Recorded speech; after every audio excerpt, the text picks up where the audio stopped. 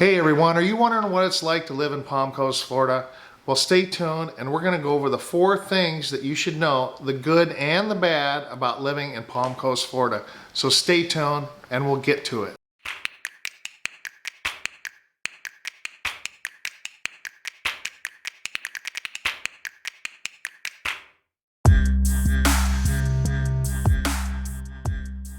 Okay, let's get right to the first thing about living in Palm Coast, Florida you should know before moving here, is that Palm Coast is a small town.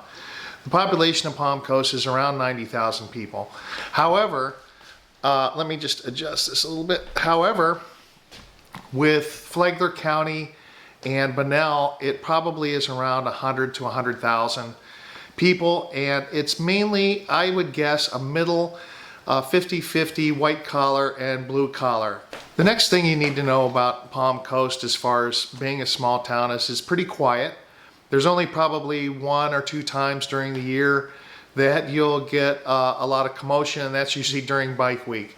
There's thousands of bikers that come into Daytona and they drive up and down A1A and they have a good old time. But we love them because they're they bring a lot of money to the area, and it's actually a kind of interesting group, as you can imagine. So I just want to touch on housing for a second and explain that we are in a seller's market, which means there are very few sellers and a lot of buyers, and this is common throughout the country. So it's very pertinent here in Palm Coast as well. We have a lot of new residential coming on board, but right now it is a seller's market. The good news about housing in Palm Coast is that at $265,000, which is kind of the average cost of housing, the average cost of a house here in Palm Coast, we're still about $10,000 below the Florida average, which is around $275,000. So that's a good thing. Even though housing prices are going up in the area here, we are still under the state and the national average.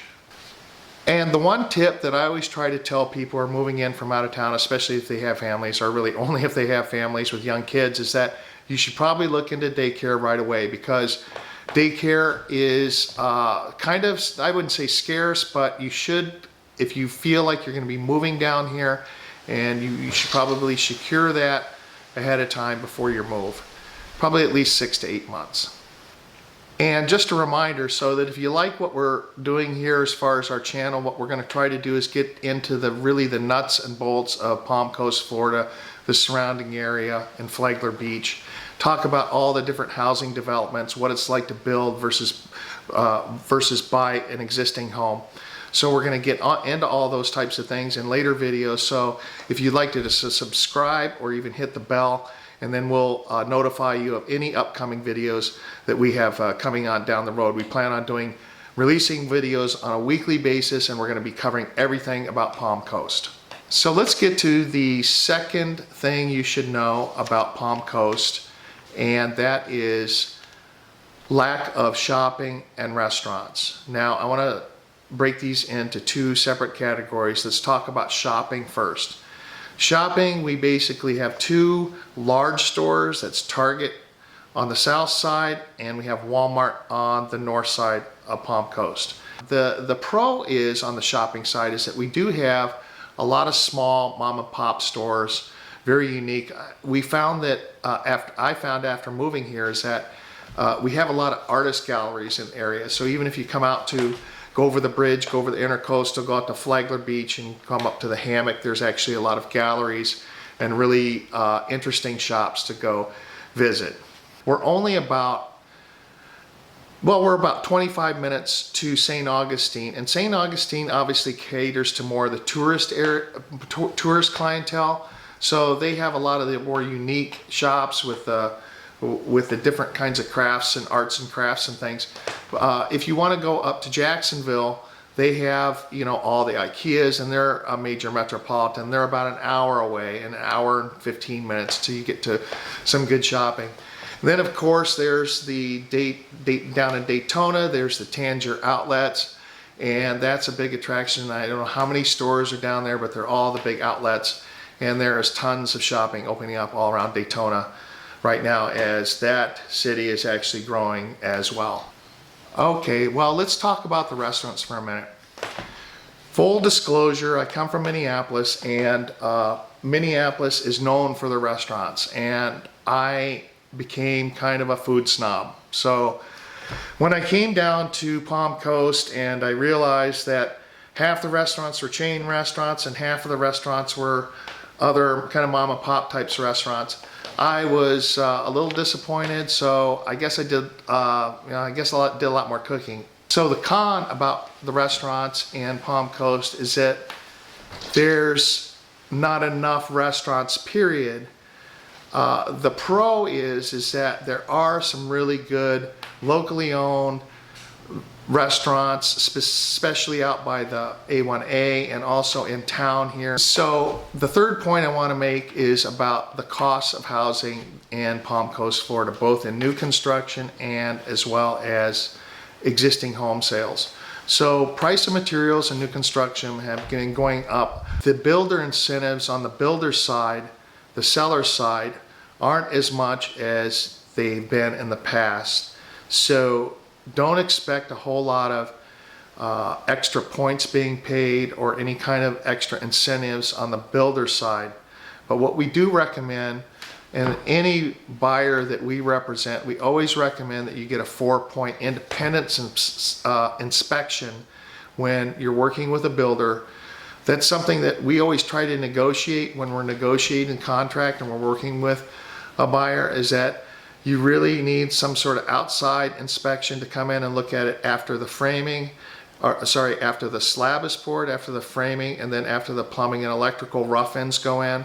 And then of course on a final inspection. So that's something that if the builder doesn't provide it, we provide it as a service to our buyers. And I think it makes us feel good that we're dotting all the I's and crossing all the T's when it comes to the experience that our buyers are going to have with a particular builder.